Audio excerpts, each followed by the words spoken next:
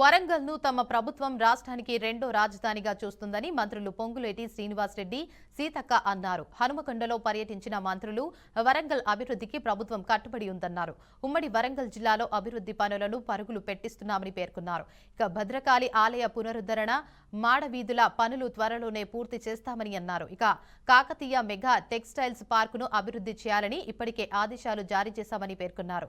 వరంగల్లో అభివృద్ధి చేసేందుకు ప్రభుత్వం 4,000 కోట్ల నిధులు విడుదలకు అనుమతినిచ్చిందని తెలిపారు.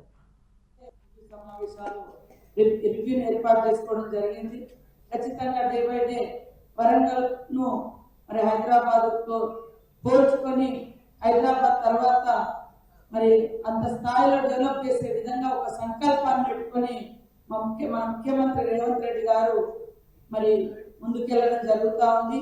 దానిలో భాగంగానే గతంలో మరి ఎప్పుడో విమానాశ్రయం కోసం ట్రై చేస్తే అది గత 10 సంవత్సరాలు ఉన్న తెలంగాణ ప్రత్యేక రాష్ట్రంలో కూడా మనం సాధించుకోలేకపోయినాం. కానీ మన ముఖ్యమంత్రి రేవంత్ రెడ్డి గారు పట్టుదలతోటి వరంగల్ యొక్క గొప్పతనాన్ని, వరంగల్ యొక్క అవసరాన్ని, వరంగల్ ని హైదరాబాద్ తర్వాత నెక్స్ట్ క్యాపిటల్ గా ఏ దృష్టితో ఈ ప్రభుత్వం చూస్తుందో అదే రకంలో వరంగల్ పట్టణానికి అన్ని మౌలిక వసతులు కల్పించాలి, అన్ని రకాలుగా వరంగల్ ని అభివృద్ధి చేయాలి, అన్ని సెక్టార్ని ఇక్కడికి తీసుకురావాలి.